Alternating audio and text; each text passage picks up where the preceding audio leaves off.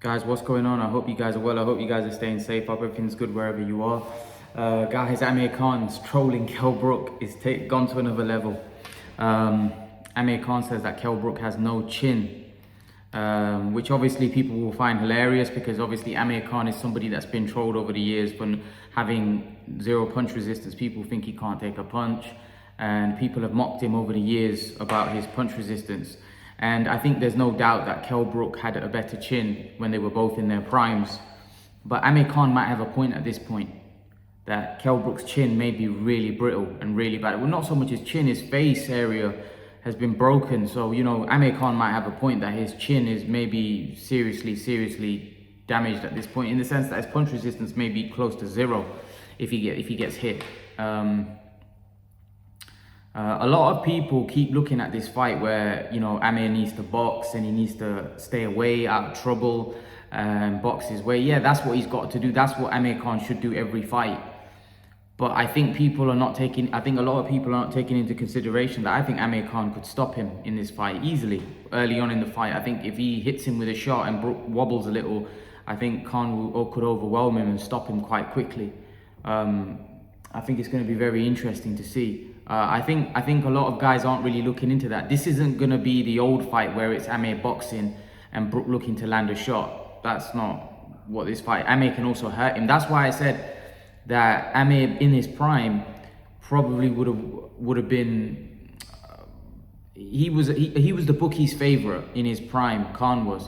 Kell's the more logical favorite at this point because he's the bigger puncher. And Amir Khan, if he hits Amir Khan, who's the smaller guy, the chances are Amir will go over.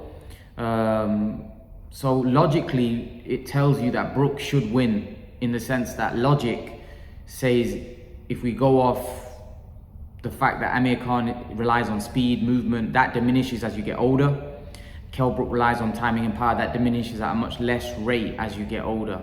So Amir Khan is the more diminished of the two in terms of their attributes.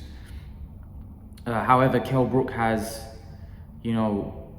damaged eye sockets. We don't know if he gets hit around those eyes, what's going to happen. We don't know if he can even take a punch on those eye sockets, because it looked like as soon as Crawford landed one jab on his eye socket, whether it was a hook jab or whatever, the fact is that punch don't knock most top guys out. Simple as that. And it doesn't have that kind of reaction. So that was definitely a sign that, either the eye socket, the chin or whatever has completely deteriorated. So we're going to have two vulnerable fighters in there. And the speed early on could cause Kell Brook all kinds of trouble. And Kell Brook could be in serious trouble in that fight. Serious trouble. So I think if Kell Brook is able to survive the early rounds, then later on he probably becomes the favorite to win. But I think early on, for me, some people actually think that Khan will come on late. I just don't see it. I just don't think he has the stamina, or he's going to have the legs to go the distance. But who knows, mate? Look, at the end of the day, it's only predictions and what we think. We don't know. Amir Khan might get knocked out first. Kell Brook might get knocked out first. Kell Brook might stop Amir late, or Amir Khan might stop Kell. We just don't know. It's a very intriguing fight, and it's one that, I feel like anything can happen. I think people that are so confident Khan wins, I don't really see where they're getting their confidence from. And people that are so confident Kell Brook wins, I don't know where they're getting their confidence from. There's a lot of intrigue for me. I've always looked at Kell Brook and thought he's not that big a puncher as what people make him out to be. To be honest, I never thought he was that big a banger. I think he could punch a little bit, but not a big banger at welterweight at all. I never really see him hurt anybody or of any kind of note. I can only go off what he's done. But again, Amir Khan's been hurt by guys that, like Willie Limond and guys like that. So, you can't really go off the fact that Brook's not really hurt anybody, because a lot of the top guys he faced were very sturdy chins. Even then, I think Porter's been down a few times in his career. Broner put him down, Spence put him down, Crawford stopped him, put him down twice. So, it's not like Porter's invincible. He can be put down, but I just don't think Brook's that big a puncher at all. I think a lot of his fans and a lot of, people around him, I don't think he's a big puncher at all.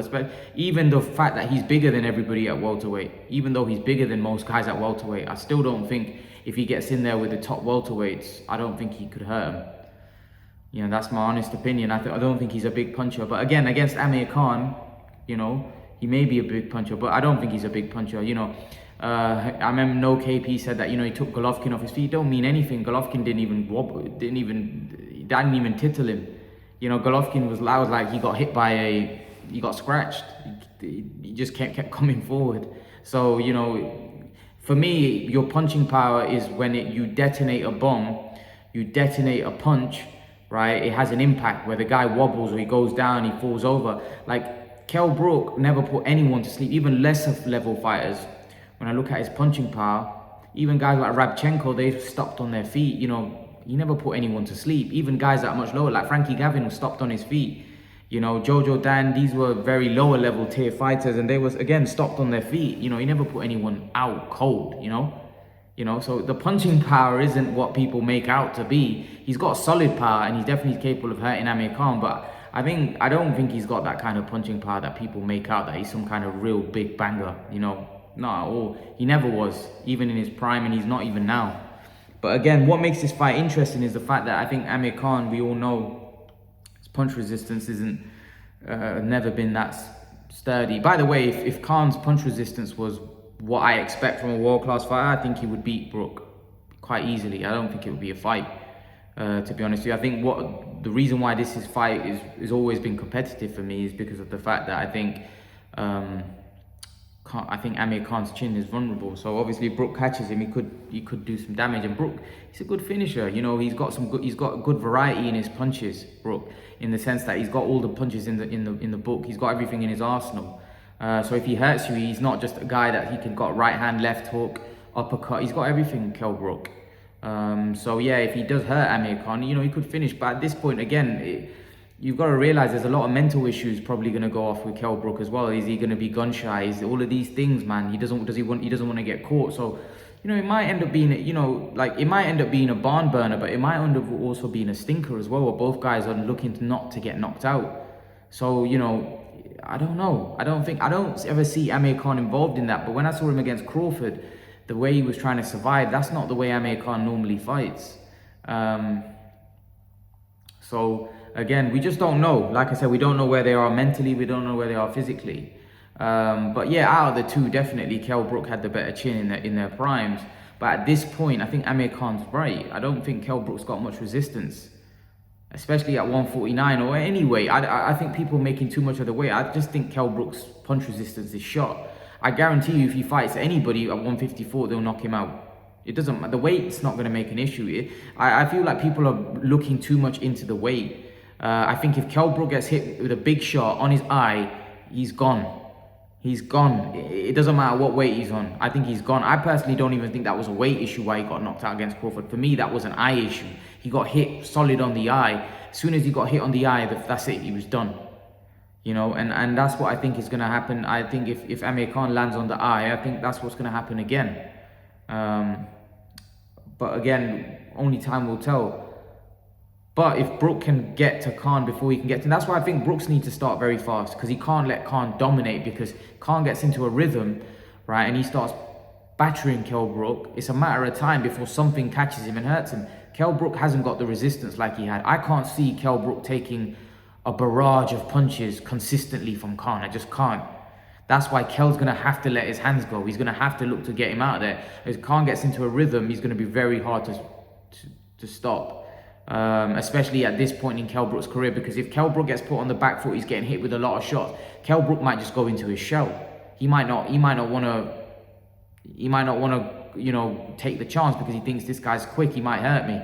You know, this is what I mean. There's a lot of these mental issues maybe going on with Kell Brook, because I thought against Crawford, he was quite gun shy. Normally, Kell Brook lets his hands go, but he was just like fearful almost to let his hands go, like he knew he was gonna get countered. And it was a bit like, in the end, when you watch it back, it's like the inevitable. The way he was fighting, it was the inevitable. You know, he was trying to have a chess match with the chess master, and in the end, Crawford just timed him with a great hook jab, and he was gone. So again, I think he's gonna have to take more chances. I think he will in this fight. I think Brook will take more chances, because I think he knows that the guy, Amir Khan's obviously more vulnerable than Crawford.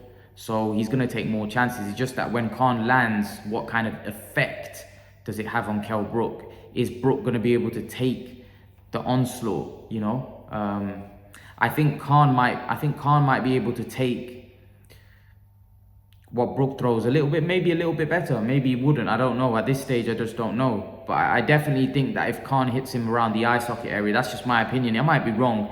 I don't think Brook's going to be able to take it. It doesn't matter what he's got in his eye sockets. Once you suffer those kind of injuries, your eye's never the same. And it was just bizarre, the fact that the punch hit him right on his eye as well, and that's what caused the reaction it caused. You know, I'm not sure. I'm not sure whether if Brook gets hit there, whether he'll be able to take it. But it was funny how Amir Khan's been trolling him over the build-up, but the build-up don't mean anything. Like, talk doesn't win you fights. It's the fighting that's going to win you the fight. So Amir Khan can talk as much as he wants, but he has to go inside the ring and deliver, and so does Kell Brook. You know, the fighting wins you the fights, not the talking, you know? So they can talk as much as they want, both of them. They can both talk a big game, or Amir can get under his head. But at the end of the day, he's got to go in there and fight. And that's going to determine, you know, who wins the fight. I wouldn't be surprised if Kell Brook goes out there and it becomes very aggressive from the get-go. I don't think that's a good idea. But I personally think that I wouldn't be surprised if Brook does that. Because I think Brook might want to get him out of there early. You know, he may want to land something. Because if, like I said, if Khan gets into his rhythm, then it could become a very difficult night for Brook. You know, so I think Brook might actually, even though I think Khan normally tries to catch people cold, I think Brook might need to catch Amir Khan cold to get him off his rhythm. Because Amir Khan, the one thing I've noticed is when he gets hurt or when he gets wobbled, or it takes him a while to regather and recompose. He can, and he's been there before, so he's got a lot of experience.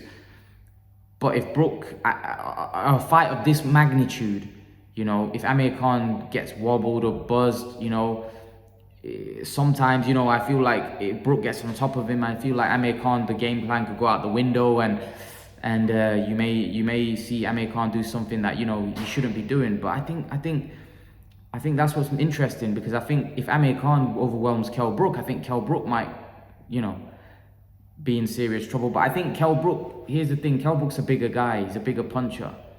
So if he lands something,